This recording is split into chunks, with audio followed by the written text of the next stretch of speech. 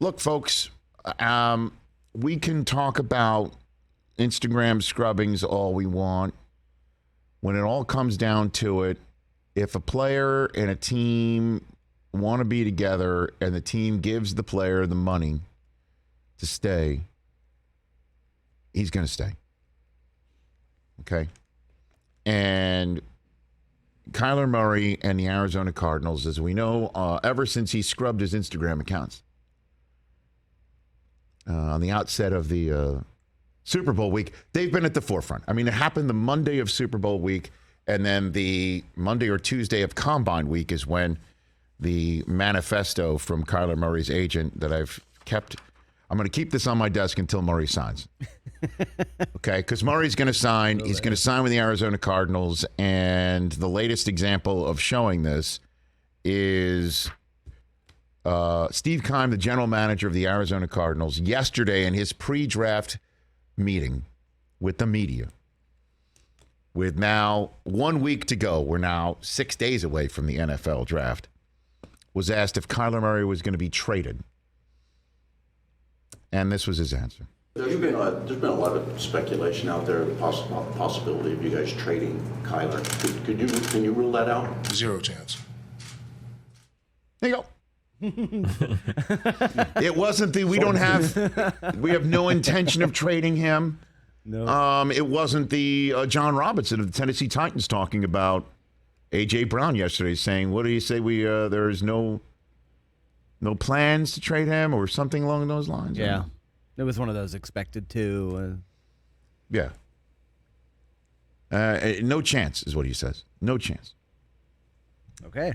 And Kyler Murray then responded to a tweet from Ian Rappaport, my NFL media group compadre, who tweeted that out. He wrote 100%, zero chance. And then Patrick Peterson has his own, he's got his own pod. He had Chase Edmonds. Right. I guess it was a former Arizona Cardinal convention on his podcast. Oh, wow. And they were talking about what's going wrong in Arizona and what's been wrong in Arizona. And the conversation was about that Kyler Murray's not going to sit around and wait for the Cardinals to put him into a position to be successful year after year. And Kyler Murray responds to the concept of him playing elsewhere. I want to win Super Bowls with the Cardinals. AZ is home. Okay, now I don't understand the whole business of not putting Kyler Murray in a position to be successful. Who the hell goes and gets DeAndre Hopkins acquired for him? And then AJ Green signed, and then Zach Ertz acquired, and James Conner, and so on and so forth. I don't understand. He's been put in the position to win, and then the coach who puts the game plan together, it makes no sense. And then the general manager's like, let's go get J.J. Watt. Let's draft that Simmons kid. The team's there. That's been the problem in Arizona, is the team's there. They were the last remaining undefeated team last year. They had a 2-game lead in division and blew it. The question is why do they blow it? That's been the issue, is why do they blow it? Because it's been set up to win. But the way I take it is Kyler Murray's response to all of those is that money is being shown, or the intention of showing the money is on the table. Why else? Change in attitude. I mean, why else that signs are pointing to the magic 8 ball? Kyler Murray. God, I love the magic 8 ball. Magic 8 ball. Come on, give me the answer I want. Is Kyler Murray going to resign with the Cardinals? You just said flat out yes, kind of the same way that there was an answer no. Of course not going to be traded. Flat out yes. Not even signs pointing to yes, even though right now the 100 means signs pointing to yes that the signing is going to happen. Or he's confident it's coming. Or the money has been shown on the table with an intention of look, we're not going to surprise you after the draft with you trying to force this before the draft. We're not going to surprise you after the draft with such a lowball offer that you're going to hold out. That's the way I'm reading this thing. Could be wrong. Otherwise, because Kyler Murray is not shied away from using all of the levers to express his displeasure, certainly on social media, which he took to yesterday many times to respond, including one to our competition, who, not surprisingly, right now is showing the tweet in response to his video right now, as predicted. Nice. So, again, Note to star athletes. Well done. And I tweeted this out, when you respond to somebody giving an opinion you don't like or you think is unfair, and you respond to that opinion, you're putting it on my radar screen. Okay, so you're widening the reach of this opinion, and the person who has this opinion is not going to sit there and go, maybe I was wrong. Maybe I should rethink the way I come up with my opinions. Maybe I should look in the mirror. The answer is no. Jackpot. Yeah. Jackpot. You should do that.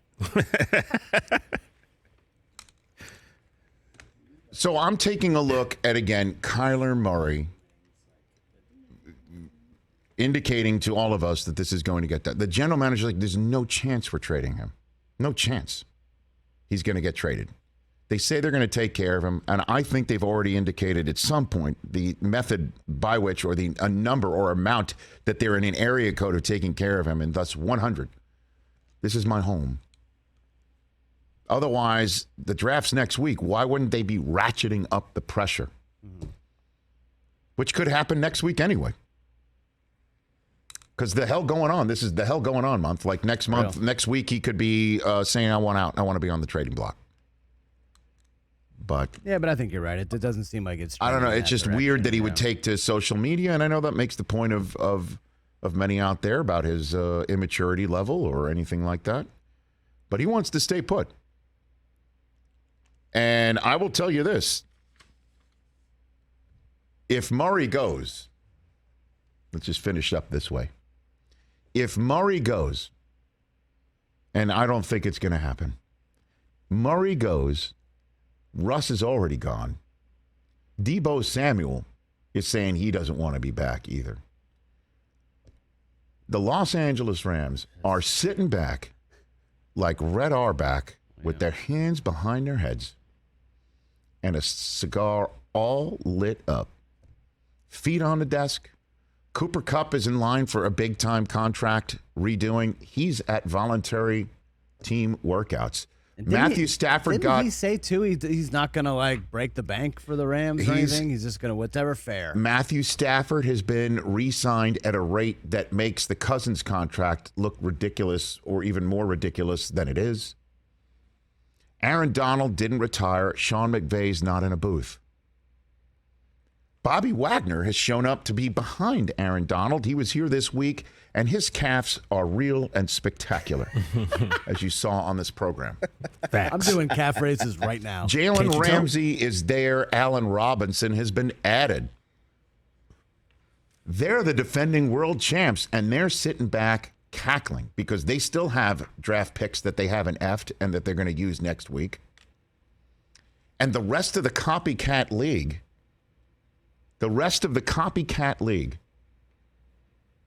is going to try what the Rams have done, which is F all them picks and spend a bunch of money on free agents that they think fits, and they're not going to be as good at it as Les Snead is as good at it, and the roster isn't going to be as ready to add those players, and as the Rams were ready to add those players, and those picks that they're going to F, they are going to really need to use, and not have. So the Rams blueprint isn't as copyable as people think. So on the bright side for Arizona Cardinals fans, I think Murray's going to get done. On the other side, though, if it doesn't, and Deebo doesn't, and Seattle's already out of the business of having a star quarterback for the moment, this has been a great first few weeks for the Rams, too. Mm-hmm. Also, suddenly the AFC West has gone from hands down the best division in the NFL to now like, oh man, what's going on? The NFC West you're talking about. West, the AFC West is now the hands down that's best. what I mean. Right. It's just kind of flip-flopped. Hey, you watched all the way to the end. Thanks for that. Watch more right here.